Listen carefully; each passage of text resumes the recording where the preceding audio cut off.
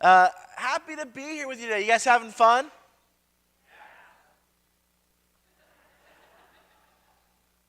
Pathetic. Are we having fun yet? Yeah. It can be fun to worship God, right? Energy. It's a good thing, church, let me tell you.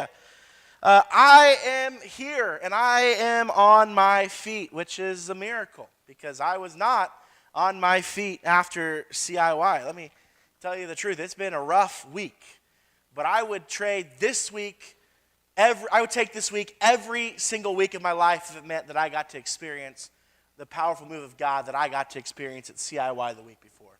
Sign me up for that for the rest of my life. I've been going to CIY since I was a middle schooler, which is a long time. Some of the youth group members think that was probably like 40 years ago. It wasn't that long ago. Like 2006, which still just hurts my soul a little bit because I'm old. And if you think you're old, then you probably are. But I'll be honest with you. You're welcome. Just setting realistic expectations. There were a lot of things this year that I was stressed about. There were a lot of things that I was worried about heading into CIY. Logistics. Your boy wasn't sure we had a rental van until I got the rental van on Sunday because I screwed something up. Trying to keep some kids that were going back and forth from dropping. There was some drama. There was lots of stuff going on. And I didn't really actually breathe, I think, for the first time until we were on campus on Monday for CIY. And as soon as I took a breath, God was like, let me hit you in the gut and take your breath away again, because the theme immediately was like, oh shoot, I need this. Right? Not just the kids need it, I need this. I need what God is trying to share with these kids today, because the theme, next slide, that's the mixed picture, but it's the same theme. The theme is the rest of your life.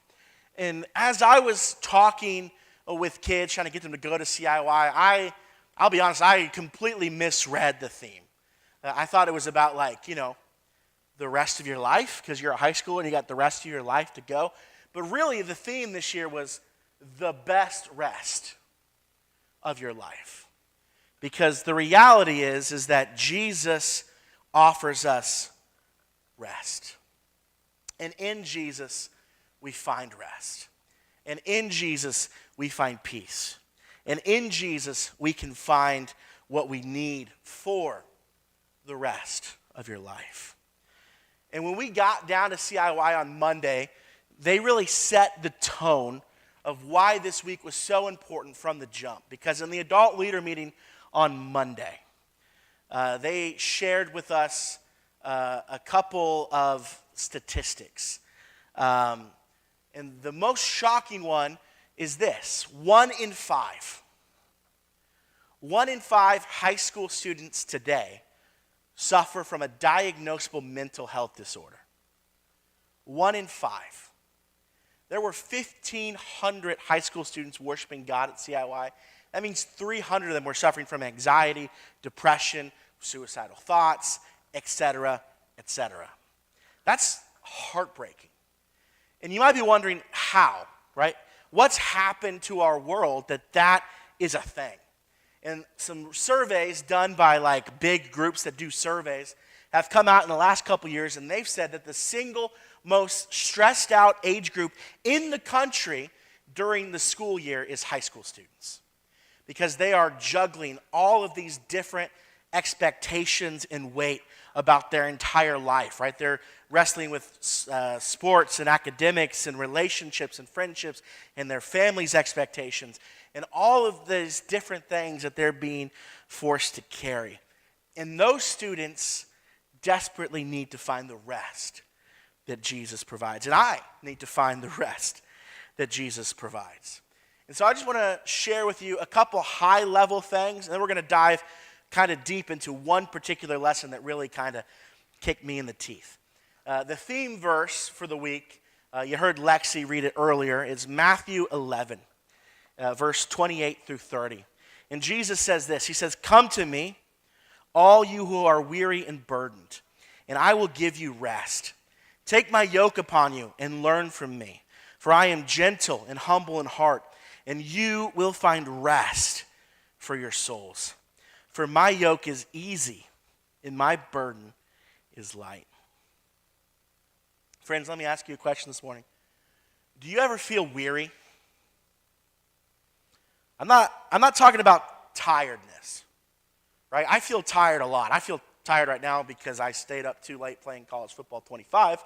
My Hoosiers just won the national championship in my dynasty mode. You're welcome.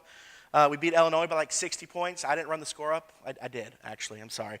But that's tired, right? I stayed up too late. Weariness is different, right? Weariness is the tiredness of your soul, right? Your soul's tired.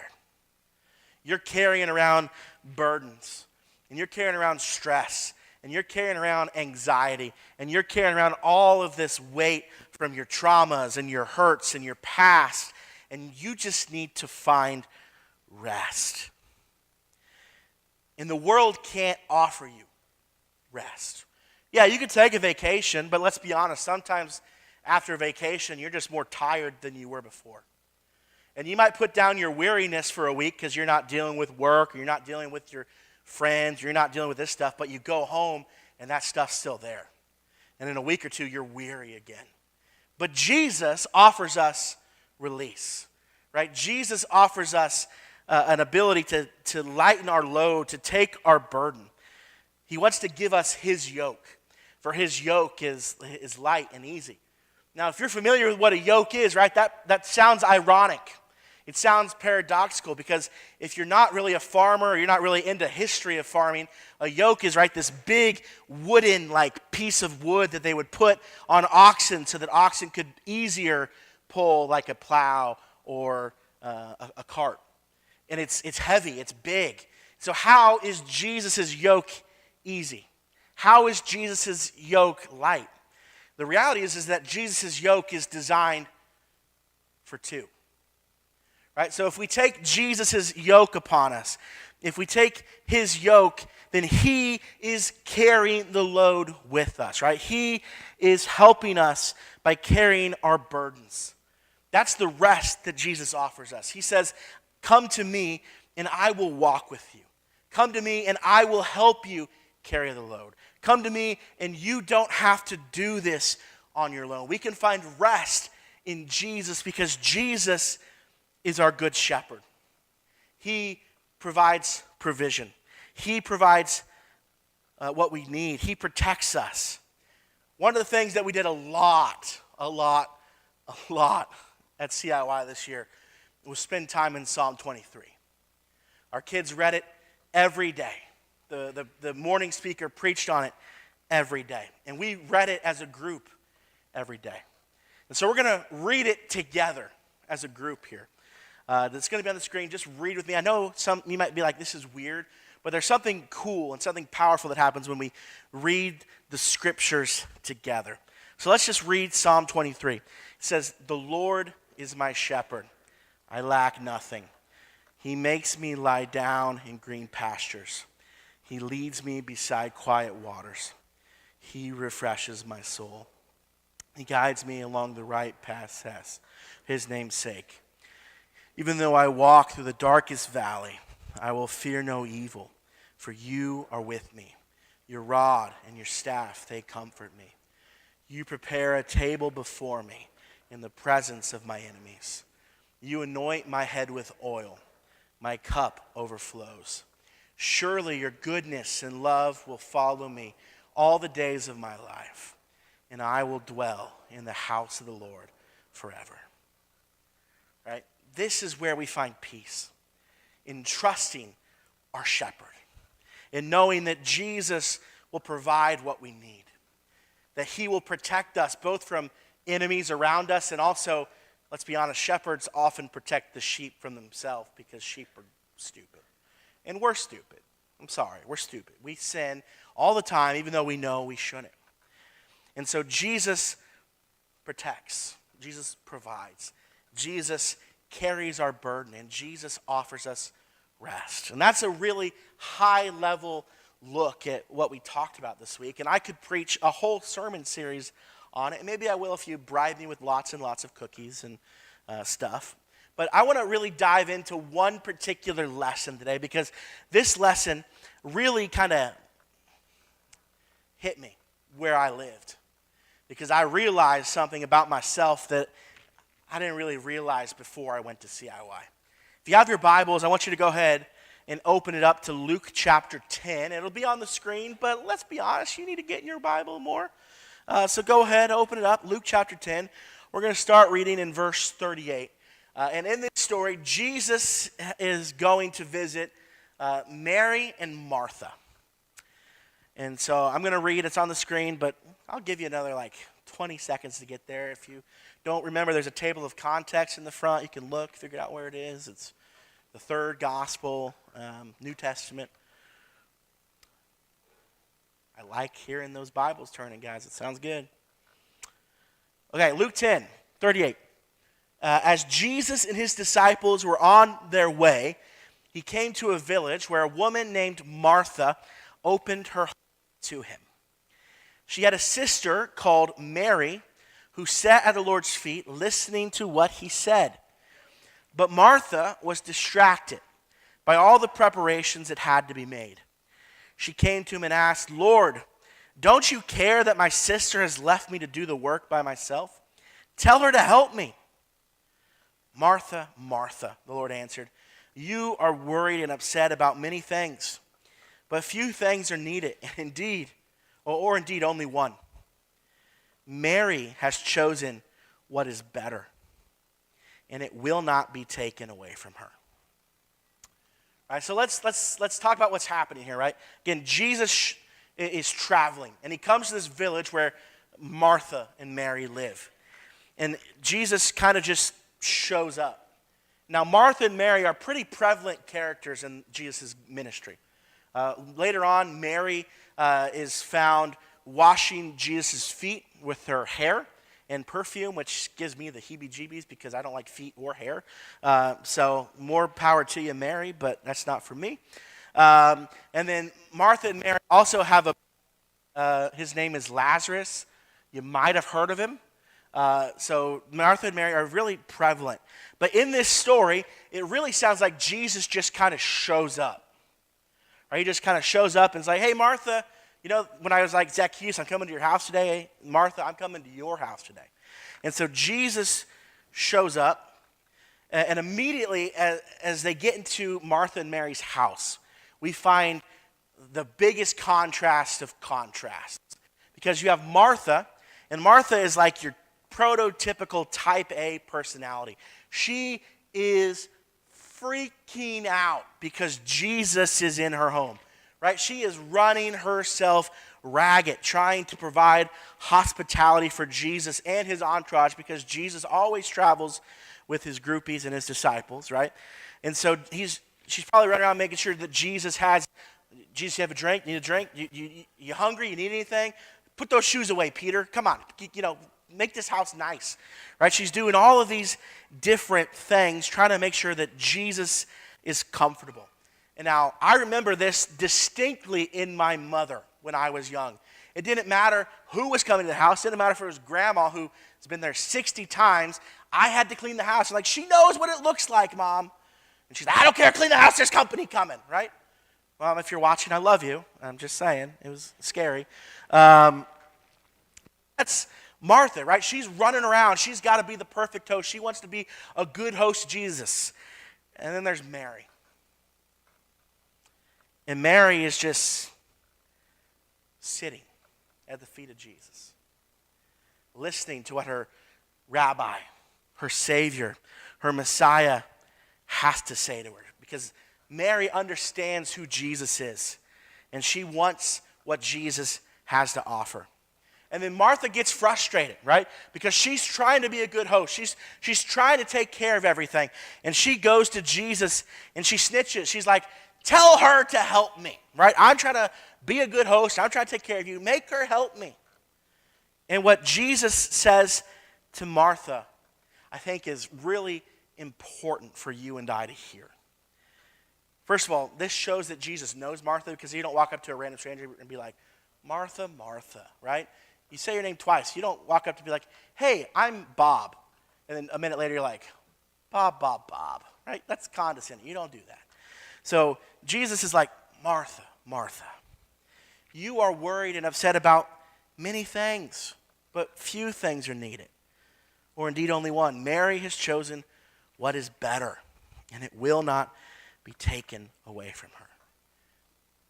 Listen, Mary has chosen what is better, right? Mary is focused on a lot of things, and these are good things, right? It's good to provide hospitality for Jesus.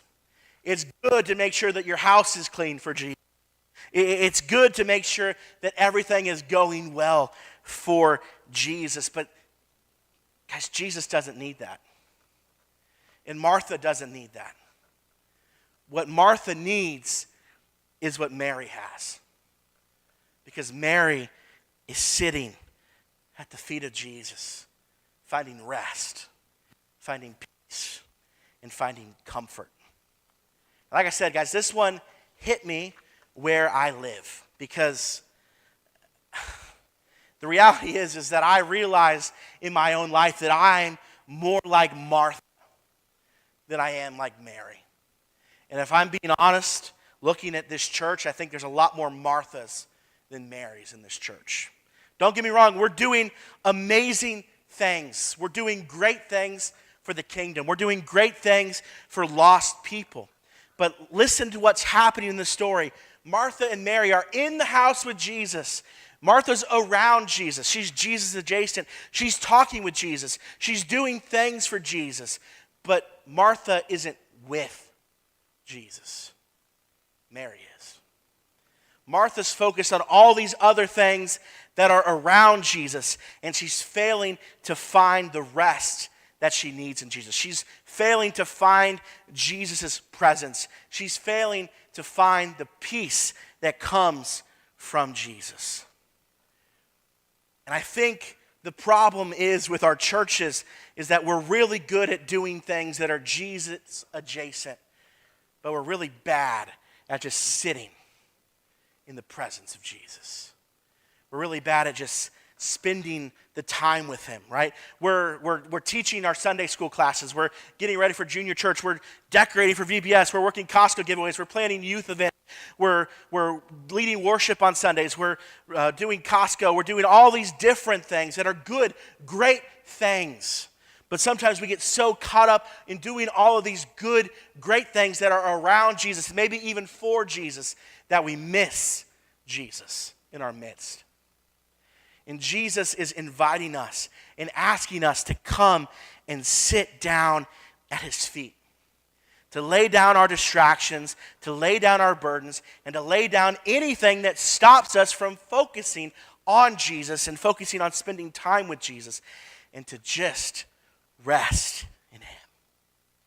We sang a song at CIY that we're not going to sing today, but it really hits me in my heart every time I hear the song. It's called Make Room.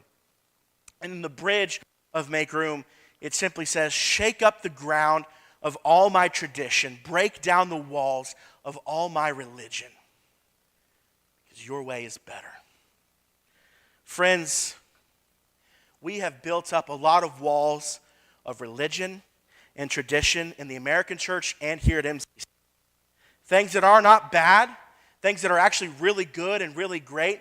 But if these things are stopping us from sitting down at the feet of Jesus, in the presence of Jesus, then that's something that we might need to let go or change so that we can sit down at the feet of Jesus. The reality is that the American church is doing a lot of things that Jesus never commanded us to do. We're doing lots of things that add stress and burden to our lives when Jesus just told us to go and make disciples of all nations, teach them to obey everything he's called us to do, to take care of the needy, to take care of the poor, and to be good followers of him. Right? We're spending hours and hours talking about discipleship programs when Jesus just calls us to go and make disciples. We're spending hours and hours planning this huge VBS when Jesus just says, let the little children come to me. We're spending all of this time, and these things are good, these things are great, but why are we not just pausing and sitting at the feet of Jesus And then we wonder why we're so tired. We wonder why we're so weary. We wonder why we're burning out. We wonder why we don't feel God's presence when we're just running in circles around him instead of stopping and pausing at his feet. Church, today I want to encourage you and challenge you in your own personal life to be more like Mary.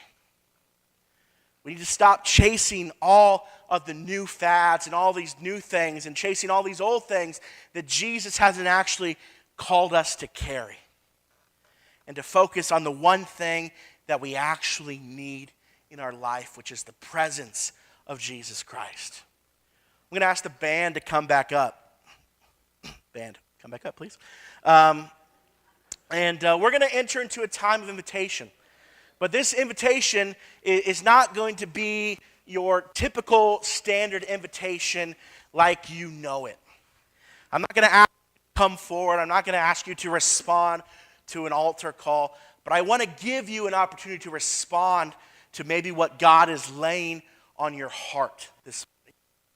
Because again, the reality that I was convicted of at CIY is that I need to sit at the feet of Jesus. That I need to sometimes just pause in what I'm doing and rest in him. Because if I rest in him, then the other things that I'm doing will be easier because he'll give me direction. If I rest in him, he'll be with me and he'll help me understand what I need to do to reach the lost. If I rest in him, he'll restore my soul. He'll carry my burden.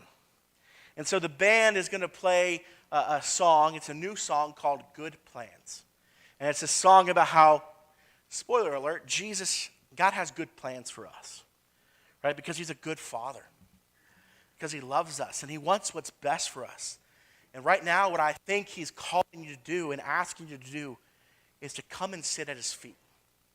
So while the band plays, I'm going to ask everyone to stand up if you are able. So just stand up. And during this song, if for any reason you feel like maybe you need to sit at the feet of Jesus, if for any reason maybe you need to receive something from Jesus, maybe you're looking for guidance, or maybe you're looking for peace, or maybe you're looking for comfort, or maybe you've been convicted that you're just running in circles around Jesus and you're not spending time with Jesus, then at any point during the song, I just want to invite you to sit. Just sit down at the feet of Jesus. Ask him to give you what you need. Ask him to give you his peace, to give you his rest, to give you his guidance, to give you his direction. And if you're standing around someone, if you don't need to sit, but someone next to you sits, I'm going to ask you to do something even more uncomfortable than maybe what you're doing right now. I want you to go and pray for somebody else. If you see someone sitting down, go lay a hand on them and pray. Pray that God would give them what they need, that God would give them the rest they deserve. I know you're probably like, this makes me so uncomfortable, but I promise you it is a powerful move of God. I have seen this at CIY, and it was so beautiful seeing just random strangers praying for kids in our youth group, and our kids praying for random strangers, and seeing how God moves through us when we just say, God, I need you. God, I need rest. I need your peace. I need to sit at your feet. I'm going to pray, and then the band will do their thing. And if you just need to sit at Jesus' feet, I just encourage you to sit.